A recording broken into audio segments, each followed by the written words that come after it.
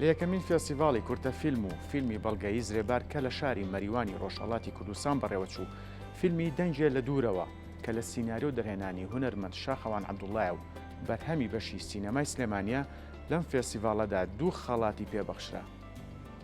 فیلمی دەنگێک لە دوورەوە بەرهەمی وەزارەتی ڕۆشنبیری بەشی سینەمای سلێمانیە. فیلمەکە لە سیناریۆ دەرهێنانی خۆمە. باس لە جەنگەکە، باس لە هەڵگیرسانی جەنگەکە لەلایەن دوو کەسەوە قوربانیەکانی جەنگ و هەموو کەسانی کە بوونەتە قوربانی لە جەنگە خاوەنی ستۆری و چیرۆکێکی تایبەت بە خۆیانن.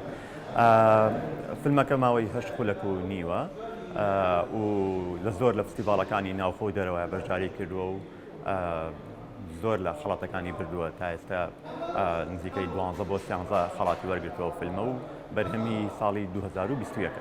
فستیڤاڵی زرێبەر لە شاری مەریوانی خۆشەویستدا ڕۆژهەڵاتی کوردستان یەکەمین فستیڤاڵە، فستیڤاڵی کورتە فیلم و دوکۆمنتەریە یەکەم ساڵەکە ئەکرێ. من زۆر دڵم پێی خۆشە لەبەرەوەی فستیڤاڵێکی کوردیە و لە ڕۆژهەڵاتیش کراوە. ئەڵبەتە ئەمە هەنگاوێکی زۆر باشە و هیوادارم بتوانن ساڵانی تر بەردەوام بن و گەورەتریش بێ فستیڤاڵەکە بڵاوتر بێ و دوایی لە پاشان بکرێ بە فستیڤاڵێکی نێودەوڵەتی. من بەڕاستی لە ڕێی کاک ئەحمەد مەحموودەوە پێم وتراکە فیلمەکە بەشداری پێ بکەم لەو فستیڤاڵەیە.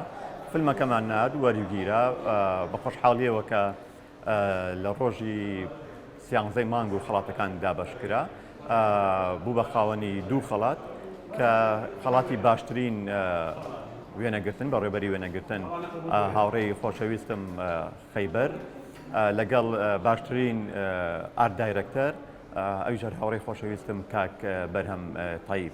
من حەزەکەم لێرە یەک شت بڵێم، ئەمە هیچ منجامەلەیەکیان نییە. من بەقدر هەموو خەڵاتەکان کە بۆ دەرهێنەر و بۆ سیناریۆ بۆ فیلم ئەدرێ کە من وەرم گرتووە چەند ساڵ پێش ئێستا و لەم فیلمەشا و لە فیلمەکانی تریشا ئەم دوانە زیاتر پێم خۆش بوو.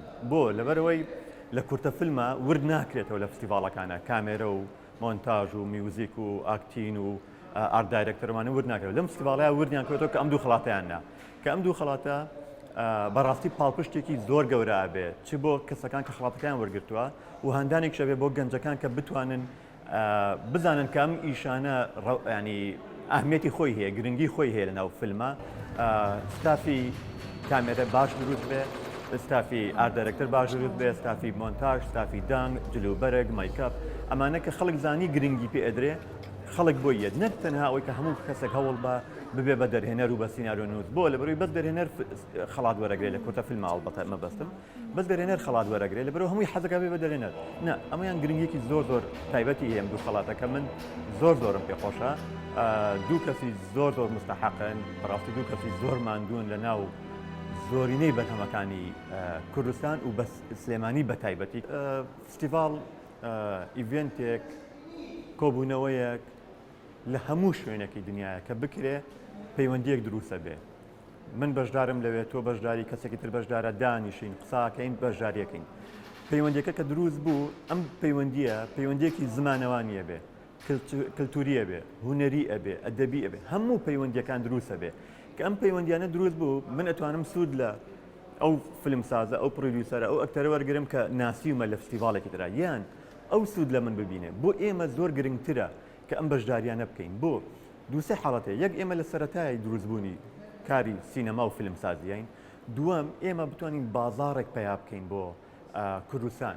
بۆ نمونە ئێمە پرۆدیوسەرێکی ئەڵمانی، بەڕیتانی، ئیتاڵی، ئەمریکی قەنەعەت پێ بکەین بێت لە کوردستان فیلم دروست بکات، بۆ بچێت لە مەغریب لە یەمەن فیلم دروست بکات، بۆ لەبەروی لەوێت دەستی کار هەرزانە و لۆکیشنەکان کە هەیە. بەڵام لای ئێمە هەموو ئەم شتانە هەیە.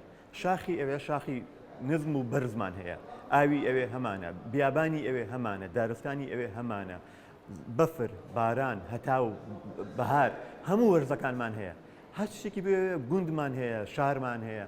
ینی بتوانین لەم ڕێوە ئێمە بازارێک پیا بکەین کە پرۆدیوسەرەکانی دنیا بێن لێرە فیلم پیا بکەن.